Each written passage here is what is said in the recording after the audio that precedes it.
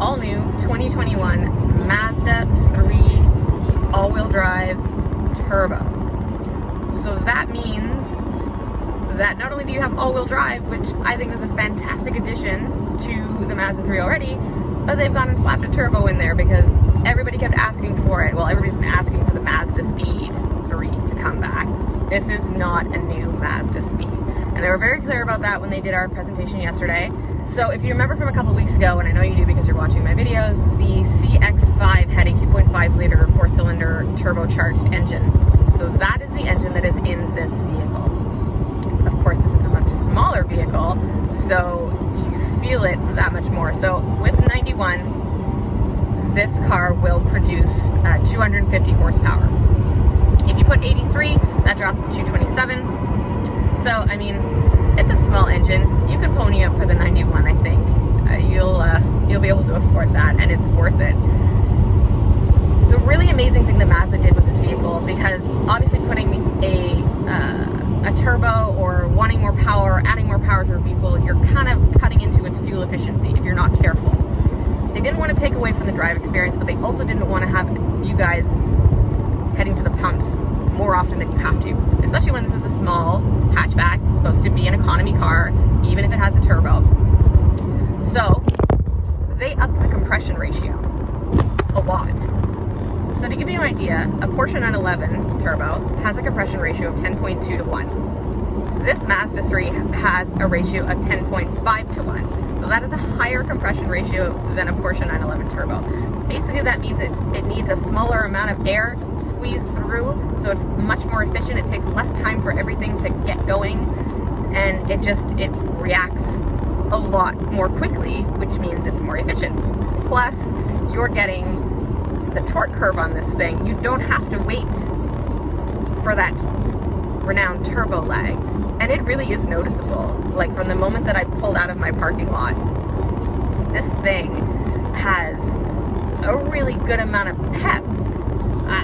I was impressed, like immediately. It feels, dare I say, zoomy, and like it really wants to go, and I really like it. It has paddle shifters. I played around with it a bit. I obviously a sport mode down here like the other Mazda 3 that I had. And whether you have it in regular mode, which I have right now, I started out in sport, I popped it back into regular, normal mode. And it feels just as peppy and wanting to go in this regular mode as it does in sport. Turn the radio down, downshift a couple times, accelerate, and the engine has a really nice strong sound to it. It sounds like a sporty car. You can't hear the turbo spool. I gotta say, I do like hearing that. Should slap a cold air intake on there and maybe you'd hear it a bit more, but it does have a really nice engine exhaust note, which for the Mazda 3, like, that's not, you're not used to hearing it like that. I'm impressed. I really like how this vehicle drives. Mazda has this mentality, this focus for all of their vehicles, and I'm gonna completely butcher this, Jim by tie, and it basically means the connection between horse and rider. So in this case, the horse is the Mazda 3, and I am the rider. And for all of their vehicles, they want this connection between rider and the ride.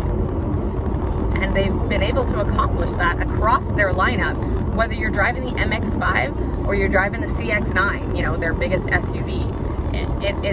It's uncanny how connected they can make the driver feel. The steering is on point. I love, the planted feel of the all-wheel drive Mazda 3 is completely different from the front-wheel drive. It's like they changed everything inside, not just the drivetrain.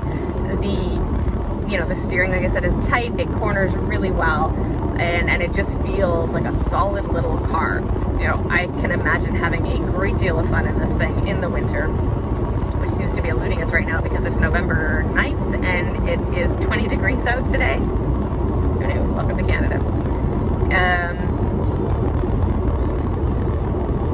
First impressions on this thing, they did a very, very good thing adding a turbo to an already great car.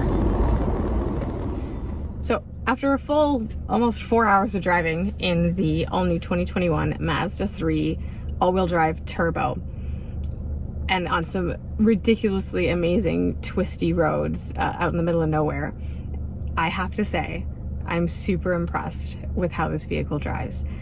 It handles really well, and it gets a little bit squirrely under heavy braking, coming over hills, or if you're, braking and turning at the same time. But, this is, again, it's not a high performance supercar, but it has a really nice chassis. It feels really good and solid on the roads. And if you want to push it a little bit, you can, and you can feel good about it.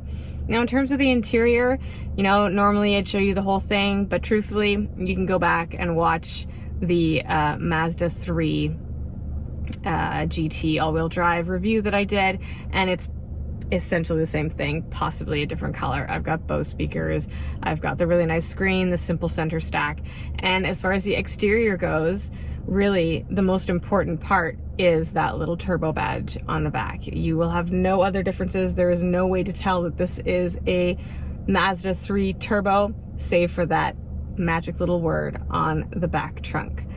So thanks a lot, guys. I know this has been a fast one. Thanks for checking it out. I'm sure I will have a longer review of the Mazda 3 all-wheel drive turbo once it hits the press fleet much later on. But thanks so much for joining me. As always, you can hit me up at Miss Miranda L on Twitter or Instagram, or Miranda Lightstone on Facebook.com, or drop a comment below on the Suburban on Air.